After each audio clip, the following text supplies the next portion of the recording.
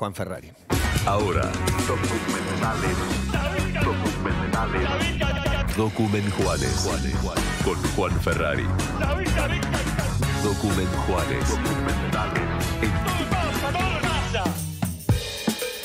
Claro que sí, momento de hablar de documentales, de traer algunas recomendaciones para que tengan esta semana, algunos estrenos y algunos clásicos, pero que no hemos mencionado en la columna, entonces también tenía ganas de traer a la conversación. El primero sí es un estreno, es una serie documental de 13 episodios que estrenó hace un tiempito HBO Max y que la gente me escribía, dos personas me escribieron y me dijeron: Juan, ¿ya viste Nuclear Family? Y la verdad que no sabía de qué me hablaban, si de un documental o de una sitcom o de algún otro género, y en realidad para mí forma parte de un subgénero dentro del documental que me gusta mucho, que son historias familiares, donde obviamente parte de esa familia son los protagonistas, pero además tienen un agregado que es la directora es la hija de esta historia. Entonces también de alguna manera funciona como directora, como entrevistadora y también de alguna manera como protagonista, aunque sea indirectamente, de esta historia. ¿Por qué? Porque Nuclear Family nos cuenta la historia de dos mujeres que se llaman Russo y Young, así se llaman ellas, que se conocieron en los 60 en Estados Unidos, en Boston,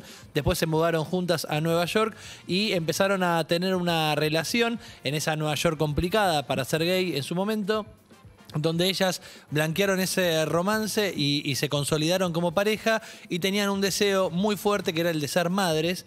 Entonces empezaron uno sin acudir a un hospital o a un médico, y entonces empiezan a envalentonarse con la idea de ser madres. Y este proyecto se lleva a cabo y consiguen que un cercano a ellas, un tipo que también era parte de esta comunidad, de la comunidad gay, les done su esperma, y así una de ellas queda embarazada y tienen a su primer hijo, y al poco tiempo dicen: esto es espectacular, somos muy felices, ahora vos tenés ganas también de quedar embarazada, tengamos un segundo hijo. Consiguen otro donante, en este caso ya no es una persona cercana, pero es alguien que cumple todos los requisitos que ellas esperan para ser madres, y de ese segundo tratamiento es que nace Ray Russo, que es la directora del documental. Mirá. La hija de esta pareja, pero lo que tiene para contar Nuclear Family es que toda la infancia de estas chicas fue muy feliz, creciendo con sus dos madres y contando la normalidad para ellas de mamá y mi hermana y yo. Pero en algún momento empezaron las preguntas sobre: ¿pero quién es mi papá? ¿Pero dónde vive mi papá? Entonces ellas entendieron, si bien habían firmado un acuerdo de palabra de que no tenía ningún tipo de obligaciones este donante de esperma y tampoco ningún derecho sobre las criaturas, tenían muy buena relación, y en algún momento le preguntaron si tenían ganas de conocerlas. Entonces acudieron a ambos donantes y empezaron un vínculo. Uno de esos vínculos en un momento se corta porque el tipo era alcohólico, entonces desaparece un poco del mapa, pero el otro empieza a tener mucho vínculo con las dos criaturas, sobre todo con la que es su hija, con la que salió de su donación de esperma. Y el problema surge cuando empieza a reclamar paternidad por esta criatura. Y vos lo llamaste y ahí iniciaste una que después no la podés detener. Marcando lo que fue el precedente de cómo tiene que ser eso en cuanto a familias monoparentales. Fue el antecedente que marcó la historia esta que cuenta Nuclear Family. Legalmente debe ser súper complejo. Súper complejo. Porque digo, vos cuando donás el esperma por ahí firmás algo, que no sos el padre, sos simplemente un donante. Ahora, si cada donante de esperma después va a reclamar paternidad, es un problemón. Y de hecho me parece que lo hicieron... Y algún derecho lo asiste, pero porque ellas le abrieron la puerta para generar un vínculo. Lo hicieron en un momento donde tampoco había un marco legal sobre la donación de esperma en este caso, y lo que sucedió es que un día se encontraron con una citación de un juzgado donde pedía esta persona la paternidad y la visita automática de que pueda visitar y que pueda recibir a la que era su hija. Así que acá arranca esta historia, una historia que está muy bien narrada por la pareja protagonista, por su hija, que además es la directora, y por todo el entorno alrededor de esta historia, que está muy buena y que se cuenta en 3 episodios en HBO Max. Se llama Nuclear Family o Familia Nuclear. Bien, Nuclear Family, primera recomendación de Juan Ferrari. La segunda recomendación nos lleva a Disney Plus, donde uno dice, pero ahí tengo Marvel, tengo las películas de 20 Pixar, cosas. Y hay unos cuantos documentales, hay muchos de Nat Geo, por ejemplo, pero también hay algunos documentales para adultos, digo yo, que cuentan un poco historias vinculadas al mundo de Disney. Hace un tiempo hablamos de Howard, la historia de Howard Ashman, el músico que creó las canciones de La Sirenita Sirenita o de La Bella y la Bestia, que también fue mencionado por Juan Sclar en alguna de las columnas que hacía sobre el cine infantil. Y en este caso les traigo otra historia, que es un documental que quizás escucharon hablar porque tiene sus años. Se llama Despertando a la Bella Durmiente. No sé si lo conocen. Y cuenta una historia que me parece que para el que le guste el emprendedurismo, para el que le guste Succession, para el que le guste un montón de cosas, le puede llegar a interesar. Porque lo que cuenta es una etapa de Disney muy, muy significativa, que es...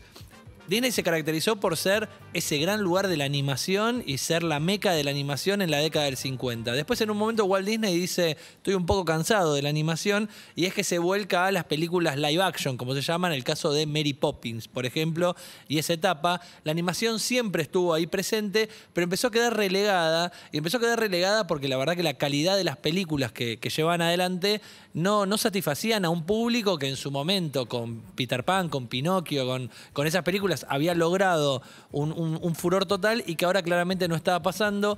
Y este es el momento de la refundación de Disney, cuando cambian por primera vez. En el 66 se muere Walt Disney y por primera vez empiezan a correr un poco los familiares del centro de la empresa y entienden que hay que traer gente de afuera, y los que vienen son gente de Paramount y de Warner. Viene gente del cine, gente que tampoco tenía experiencia en animación, pero sí tenía experiencia en el negocio de la industria cinematográfica. Y es un momento donde los protagonistas cuentan que pasaron de vivir en este maravilloso mundo de Disney, que era las oficinas donde los viejitos que animaban en los 50 te venían y te daban una palmada y te decían, bueno, si este dibujo no funcionó, entretenete y dibuja otra cosa, al rigor de gente que te dice, acá estamos haciendo guita, te está pasando de presupuesto, esto no va más, pero tampoco en detrimento de un montón de gente que se estaba empezando a sumar, que era la nueva camada de animadores, y que en esa nueva camada también había un montón de ganas de hacer cosas que estaban buenísimas, y ahí es donde empieza un resurgimiento que arranca con La Sirenita. La Sirenita es el puntapié para la nueva etapa en la animación de Disney. Pero La Sirenita, ¿cuándo sale? ¿No sale como en el 90? Un poquito antes. Es de finales de la década del 80. Viene La Sirenita. Después hay un proyecto trunco en el medio. Después el Rey León, que es como el... Exacto. La Bella y la Bestia. Y antes está La Bella y la Bestia también. La Sirenita y La Bella y la Bestia vienen casi pegadas en un proyecto que tenía Disney de sacar una película por año. Pero estamos viviendo una etapa de Disney donde los parques funcionan bárbaro. Tanto Disneyland, que fue lo primero que se creó, como Disney World, funcionan muy bien las películas con actores. De hecho, en el peor momento de la animación, cuando perdieron fortunas, sale Splash, la película de Tom Hanks y Daryl Hannah, recordarán, y esa película pone a la empresa y suben las acciones por esa película, que fue un blockbuster, que fue una película que realmente anduvo muy bien. Pero lo interesante es todo el paso de mando de este es el nuevo CEO y trae a este a coordinar la animación, y este le suma tal cosa, pero después se pelea, entonces lo rajan, y los nombres que van a aparecer en el medio son Lasseter, que terminó siendo el capo de Pixar, Tim Burton, que también era animador de CalArts, que era la universidad que financiaba a Disney para contratar dibujantes y animadores a esta nueva etapa. Lo que quiero decir es, para los nostálgicos y para los no tantos, si quieren conocer esa etapa de las películas de la animación, cuando pasamos del Libro de la Selva o de Pinocho a La Sirenita, El Rey León, Bella y la Bestia y demás, está buenísimo el momento, porque algo que se ve que acostumbraban, es algo que me parece que pasa en todo Estados Unidos, pero en este caso también, es que todo lo registraban. Siempre había uno con cámara en mano grabando a los dibujantes, tirando dibujos que vos lo ves y decís, uy, mirá, este dibujo era de tal película y lo rompieron porque no funcionaba. Cuando llega Howard Ashman también, este músico que les digo que fue tan importante, cuando en un momento se va Don Bluth, que es el tipo con el que Disney había apostado, y los abandona y se va con medio equipo de animadores a hacer Fievel, de la mano de Steven Spielberg. Fue como el chabón de Disney que se les vendió, fue como la oveja negra dentro de Disney. Hay un montón de historias que están buenísimas, sobre todo para entender un poco más esto, el manejo de una empresa que además tiene el componente artístico siempre a flor de piel, pero que en realidad necesita funcionar como un negocio. Y ahí también me parece que es como una etapa donde hay como una refundación del merchandising, ¿no? Sin Porque dudas. La Sirenita tiene su videojuego, empieza como a revenderse todo lo de Disney, que antes quizás era el muñeco y nada más, y de repente ya tenés más posibilidades para empezar a vender. De hecho, también esta etapa coincide con el surgimiento del VHS, entonces para ellos también fue un negoción editar en VHS esas películas de los 50 que habían sido muy exitosas, pero que ya no estaban en cines obviamente, y algo que se llamaba Los Domingos de Disney, que entiendo que era como una especie de como el programa que tuvo Leonardo Greco acá, que en la televisión, en todo el país, daban una película de Disney por la tele, saliendo de los soportes que conocíamos nosotros, que hasta ese momento era ver una película de Disney en el cine, pero en el medio aparece toda la competencia también de otras que empiezan a animar y que empiezan a hacer animaciones más copadas, menos anticuadas, y es ese momento donde decís, lo que nos dio el valor agregado fueron estos señores, estos animadores, que hoy quizás tienen 60, 70, 80 años, y es difícil dar ese paso, ¿viste? Donde tiene que venir uno medio antipático a decir, hay una camada de pibes nuevos, muy talentosa, ¿cómo corres a esta gente que están ahí porque le dio todo a la empresa y porque son un poco el alma? Es la última estación antes de Toy Story, digamos. Es eso. Exacto, exacto. De hecho, también aparece ahí el momento en que a la empresa para la que laburaba Lasseter se los contrata para crear el software. Antes de pensar la primera película, está el momento donde los mismos dibujantes dicen, che, nosotros estamos fabricando la pintura y hay otros que ya están diseñando computadoras para colorear digitalmente. Entonces, como también hay que dar un paso en eso. Es ese momento casi de la transformación analógica al digital y de pensar las películas con más de un fin, como decías, con el merchandising, con toda esa cuestión. A mí me pareció súper interesante y el título remite a la frase de un CEO de Disney en un momento que dijo, hay que despertar a la Bella Durmiente. Algunos se indignaron y dijeron, ya está despierta. No, hay que despertar a la Bella Durmiente, hay que pasar a la próxima etapa. Claro. Está buenísimo el docu, lo encuentran en Disney Plus. ¿Cómo se llama el docu? Despertando a la Bella Durmiente. Bien.